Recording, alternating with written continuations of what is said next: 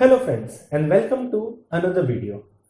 Class 10th chapter light के अंदर हम रिफ्लेक्शन का कंसेप्ट क्लियर कर लिए हैं। नेक्स्ट पार्ट आता है रिफ्रैक्शन। इस वीडियो में हम रिफ्रैक्शन और रिफ्रैक्टिव इंडेक्स कवर करेंगे। फर्स्ट ऑफ ऑल रिफ्रैक्शन की डेफिनेशन से चालू करते हैं। रिफ्रैक्शन बेसिकली उस कंसेप्ट को बोलते हैं जब रे ऑफ लाइट किसी एक मीडियम से किसी दूसरे मीडियम में एंटर करता है तो उस कंडीशन में उसके जो पाथ है, जो डायरेक्शन है लाइट का, उसमें चेंजेस हमको देखने को मिलते हैं। जैसे कि हम यहाँ पे देख रहे हैं कि जो रे ऑफ लाइट स्ट्रेट जिसको मूव करना चाहिए था, वो जब इस पर्टिकुलर इंटरफेस पे जहां पे एक मीडियम खत्म होता है और दूसरा मीडियम स्टार्ट होता है, वहां पे जब पड़ता है तो वहां पे एक चेंज इन डायरेक्शन हमको देखने को मिलता है, जिसके बाद जिस डायरेक्शन में उसको आगे बढ़ना था उस डायरेक्शन में आगे ना बढ़ के अपने डायरेक्शन चेंज करके एक अलग पाथ ले लेता है। ये इसलिए होता है क्योंकि यहां पे हमको ये समझ में आता है कि कोई एक मीडियम में जो स्पीड ऑफ लाइट है ये डिफरेंट होता है और इसी तरीके से किसी दूसरे मीडियम में स्पीड ऑफ लाइट कुछ और रहता है। ये होता है due to difference in optical density.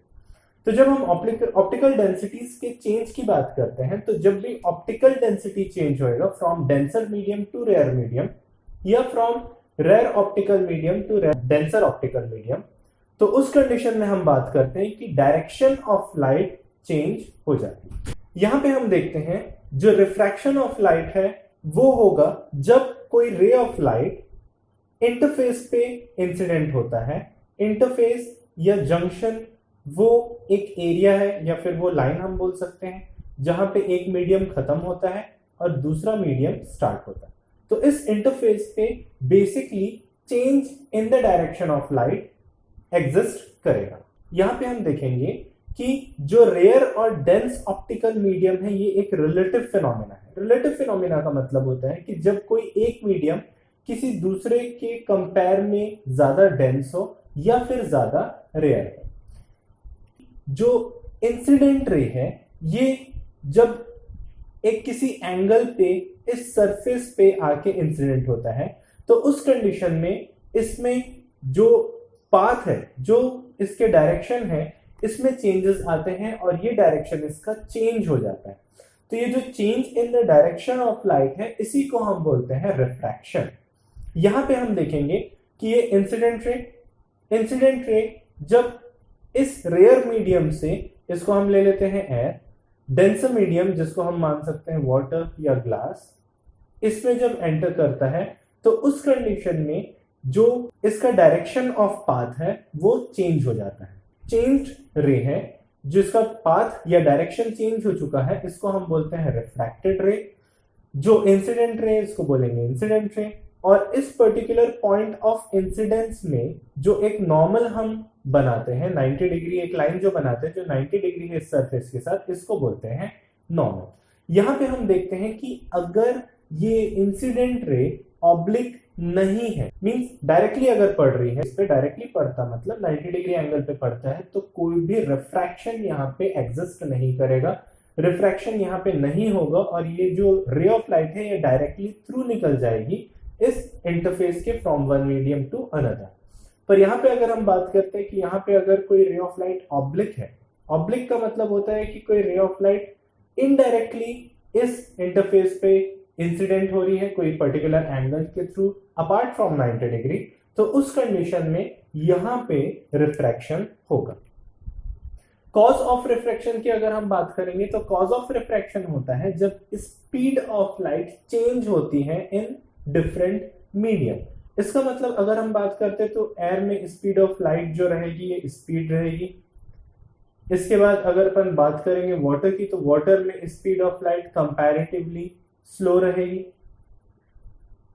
तो यहां पे जब स्पीड ऑफ लाइट एयर से जब वाटर में एंटर करेगा तो जो स्पीड ऑफ लाइट थी वो कहीं ना कहीं स्लो हो जाती है, change in speed of light होता है और ये जो चेंज होता है स्पीड ऑफ लाइट में यही रिफ्रैक्शन को पैदा करता है, या फिर रिफ्रैक्शन का सबसे बड़ा कॉज है change in the speed of light from one medium to another. यहां पे हम देखते हैं कि जितना ज्यादा डिफरेंस रहेगा स्पीड ऑफ लाइट में इन बोथ द मीडियम, उतना ही ज्यादा बेंडिंग ऑफ लाइट हमको देखने को मिलेगा, राइट। अब बेंडिंग ऑफ लाइट किस टाइप से रहेगा ये हम आगे देखेंगे, बट फिर भी इस चीज को ध्यान रखिएगा कि अगर हम बात करते हैं एयर टू अगर वाटर में जा रहा है कोई रे ऑफ लाइट, तो उस कंडीशन में मान लेते हैं हम कि डायरेक्शन अगर ये है तो इसमें बेंडिंग का कंसेप्ट सिर्फ और सिर्फ इतना हमको देखने को मिलेगा। अगर हम बात करते हैं यहाँ पे एयर से ग्लास में, तो ग्लास की कंडीशन में हम यहाँ पे देखेंगे कि अगर कोई रे ऑफ लाइट इस टाइप से इंसिडेंट है इंटरफेस के एयर और ग्लास के, तो उसमें बेंडिंग देखने को मिलेगी इधर। यहां पे हम इस चीज को समझ सकते हैं कि यहां पे बेंडिंग हम जो देख रहे हैं वाटर के केस में वो कम है as compare to bending in glass, क्योंकि ग्लास के केस में स्पीड ऑफ लाइट कम हो जाती है, जबकि वाटर के केस में कंपैरेटिवली ग्लास के ज्यादा रहती है स्पीड ऑफ लाइट, और सबसे ज्यादा रहेगी एयर या वैक्यूम के केस में, राइट। इसमें अगर हम कॉज ऑफ रिफ्रैक्शन की आगे बात करते तो यहाँ पे हमको कुछ एक्सेप्शंस देखने को मिलेंगे। ये एक्सेप्शंस हमको बताते हैं कि अगर कोई दो मीडियम में लाइट पास हो रही है और वो दोनों मीडियम की ऑप्टिकल डेंसिटी इक्वल है या सेम है, तो उस कंडीशन में रिफ्रैक्शन नहीं देखने को मिलेगा या फिर बेंडिंग ऑफ लाइट नहीं होगी, डायरेक्शन ऑफ लाइट चेंज नहीं होगा अगर कोई दो मीडियम की ऑप्टिकल डेंसिटी सेम है। तब अगर कोई लाइट फॉल होती है नॉर्मली मींस अगर ये इंटरफेस है, यहाँ पे अगर हम एयर ले लेते हैं, यहाँ पे अगर वाटर ले लेते हैं या ग्लास ले लेते हैं, और ये नॉर्मल मींस 90 डिग्री एंगल पे अगर ये लाई कर रहा है इसके इंटरफेस पे, तो कोई भी बेंडिंग नहीं होगी और ये जो रे है ये थ्रू निकल जाएगी एयर से वाटर की तरफ, दो मीडियम में डायरेक्टली निकल जाएगी। कोई भी हमको यहाँ पे रिफ्रैक्शन का कंसेप्ट देखने को नहीं मिलता।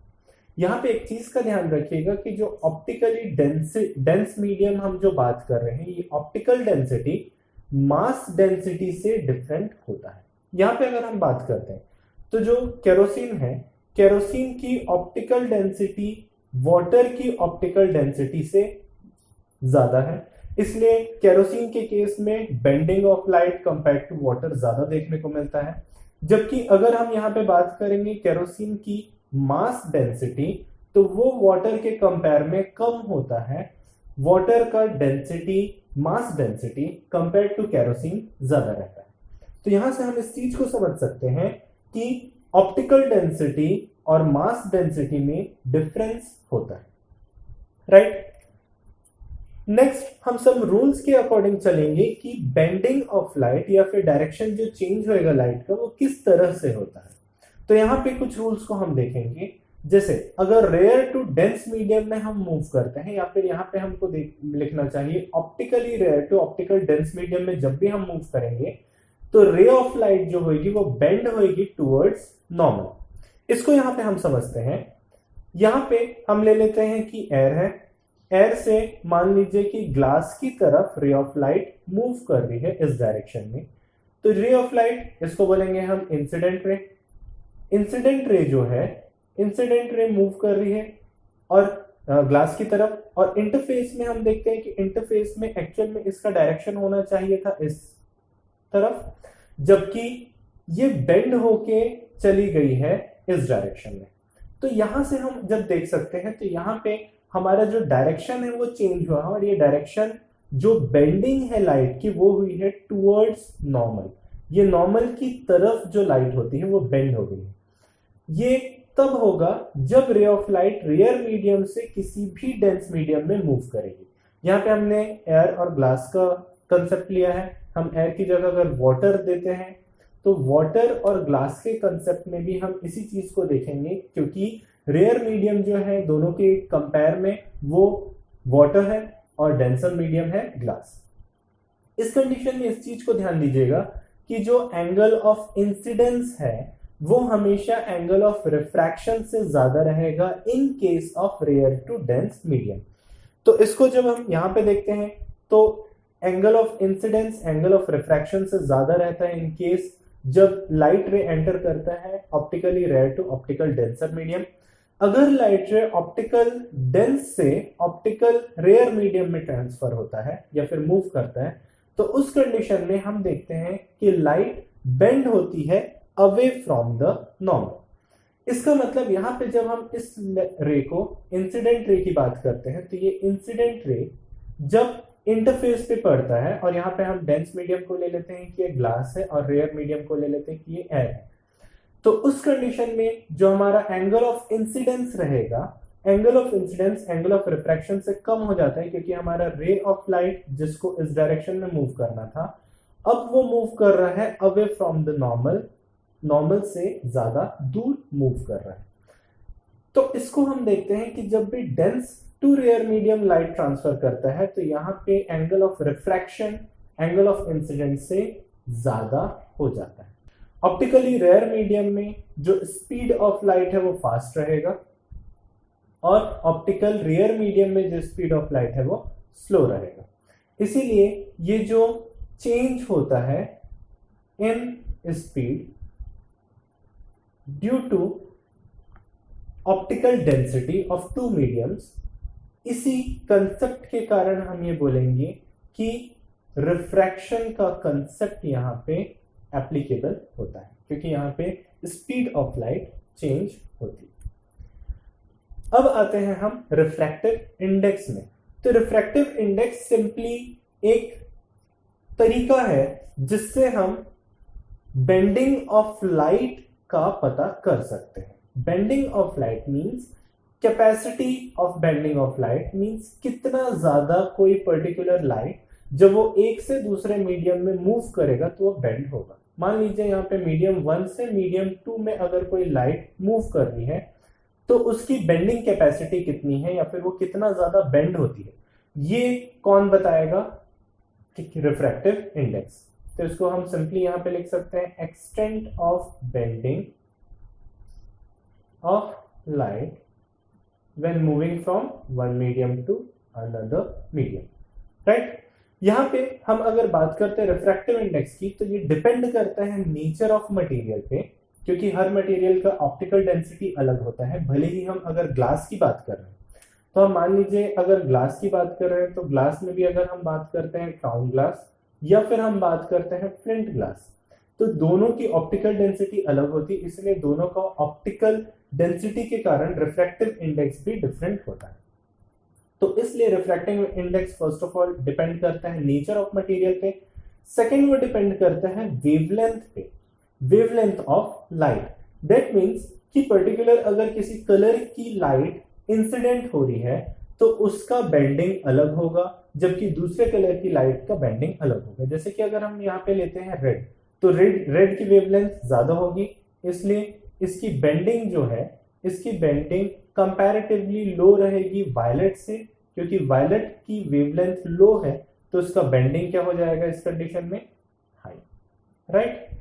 तो इस हिसाब से ये दो चीजों पे डिपेंड करता है refractive index, first of all nature of material and second होता है वेवलेंथ। नेक्स्ट पॉइंट में हम आते हैं कि स्पीड ऑफ लाइट वैक्यूम में होती है 3 × 10⁸ मीटर पर सेकेंड।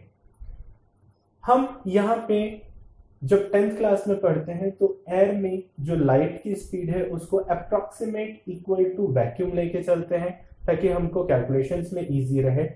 पर इसका जो स्पीड ऑफ लाइट है वो वैक्यूम में होती 3 × 10⁸ मीटर पर सेकेंड, एयर में थोड़ी सी कम होती है, बट ईज के लिए, हमारे पढ़ने के लिए हम यहां पे इसको सिंपली इक्वल टू वैक्यूम लेके चलते हैं। नेक्स्ट, जब हम रिफ्रैक्टिव इंडेक्स की बात करते हैं तो रिफ्रैक्टिव इंडेक्स को कैलकुलेट करने के लिए हमारे पास दो फॉर्मूले हैं। फर्स्ट ऑफ ऑल होता है ratio of sine of angle of incidence to sine of angle of refraction. Simply हम यहां पे लिख सकते हैं sine i upon sine r. ये sine i upon sine r आगे चल के हम लॉ ऑफ रिफ्रैक्शन में भी देखेंगे, इसी को हम स्नेल्स लॉ भी बोलते हैं। इससे जो एक कांस्टेंट वैल्यू निकलती है, इस कांस्टेंट को हम बोलते हैं refractive index of that material. तो ये कांस्टेंट वैल्यू जो होती है ये हमारे लिए इंपॉर्टेंट होती है। इसी में अगर हम दूसरे तरीके से बात करें तो दूसरे फॉर्मूले से हमको मिलता है स्पीड ऑफ लाइट। अगर हमको रिफ्रैक्टिव इंडेक्स निकालना है तो रिफ्रैक्टिव इंडेक्स हम निकाल सकते हैं through speed of light, ratio of speed of light in medium 1 upon speed of light in medium 2। तो यहाँ पे फर्स्ट मीडियम में जो स्पीड ऑफ लाइट रहती है अपॉन सेकेंड मीडियम में जो स्पीड ऑफ लाइट रहती है, इनका जब हम रेशियो निकालेंगे तो भी हमको एक कांस्टेंट क्वांटिटी मिलेगी और ये कांस्टेंट क्वांटिटी रिफ्रैक्टिव इंडेक्स को शो करता है। यहां पे अगर हम देखते हैं तो इस चीज को याद रखिएगा कि जिस मीडियम से लाइट आ रही है, जैसे हम यहाँ पे बात करते हैं कि मीडियम 1 से एंटर कर रही है लाइट मीडियम 2 में, तो मीडियम 1 जो रहेगा इसको हम हमेशा न्यूमरेटर पे लिखेंगे, या मीडियम 1 में जो भी लाइट की स्पीड है उसको न्यूमरेटर पे लिखते हैं, और जिस मीडियम में लाइट एंटर कर रहा है उसको डिनोमिनेटर में हमेशा हम लिखते हैं। इस सिंबल से हम रिफ्रैक्टिव इंडेक्स को डिनोट करते हैं।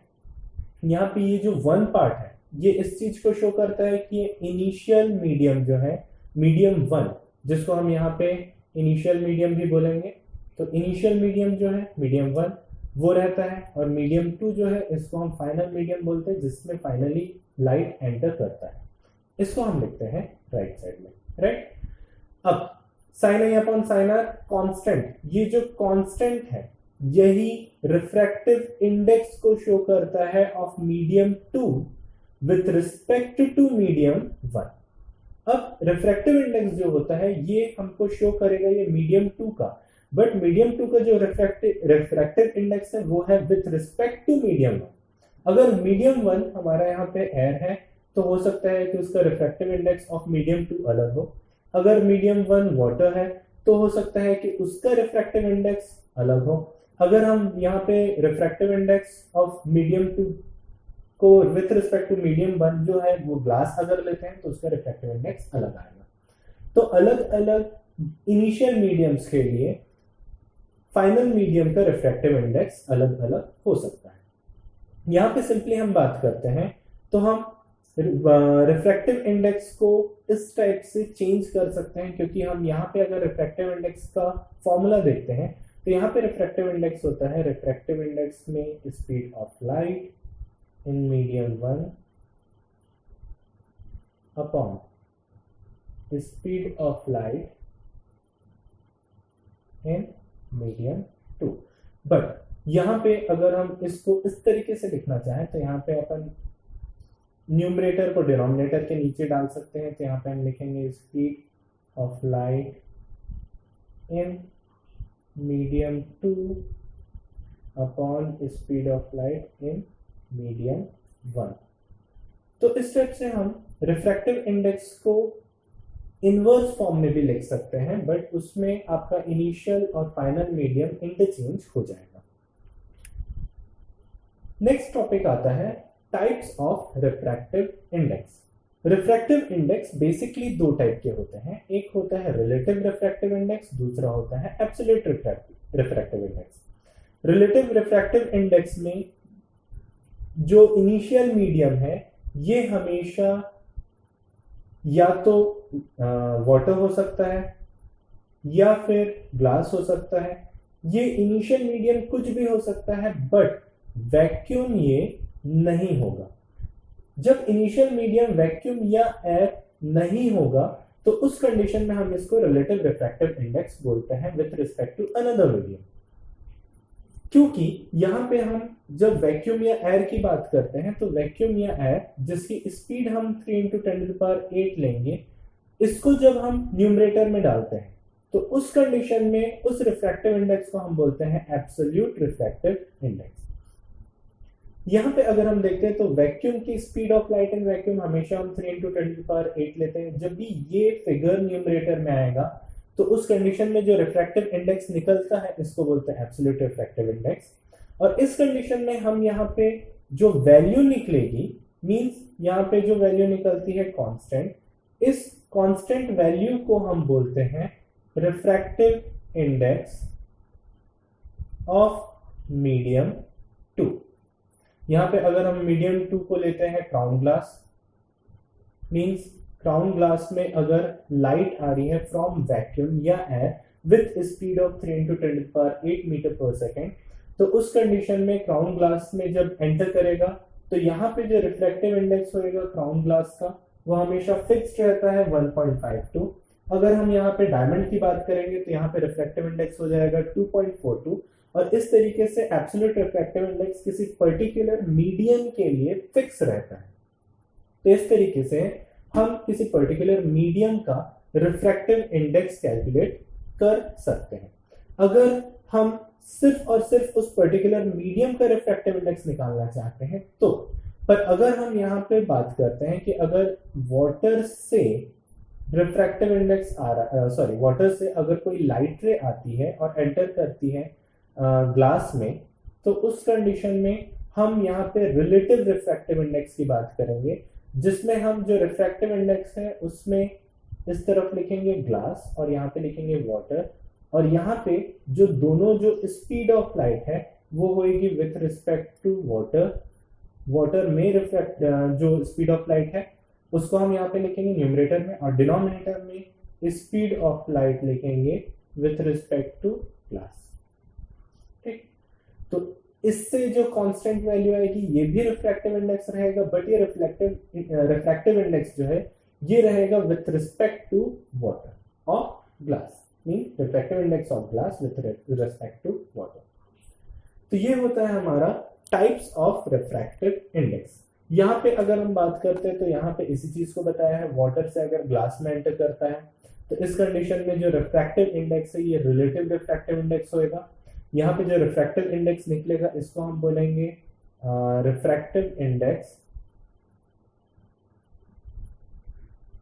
Of glass. हमेशा जिसमें एंटर करता है उसका रिफ्रैक्टिव इंडेक्स निकलता है, तो यहाँ पे इसलिए हम इसको बोल रहे हैं refractive index of glass with respect to water. यहाँ पे पर ग्लास का रिफ्रैक्टिव इंडेक्स किसके अकॉर्डिंग है? ग्लास के अकॉर्डिंग। जबकि अगर हम यहाँ पे एयर या फिर यहाँ पे वैक्यूम की बात करते हैं तो वैक्यूम के केस में हम यहाँ पे देखेंगे refractive index of glass. Simply हम यहाँ पे directly refractive index of glass को डिनोट करते हैं इससे। जो भी कांस्टेंट इसका आएगा स्पीड ऑफ लाइट के रेशियो से, वो यहाँ पे आएगा रिफ्रैक्टिव इंडेक्स ऑफ ग्लास।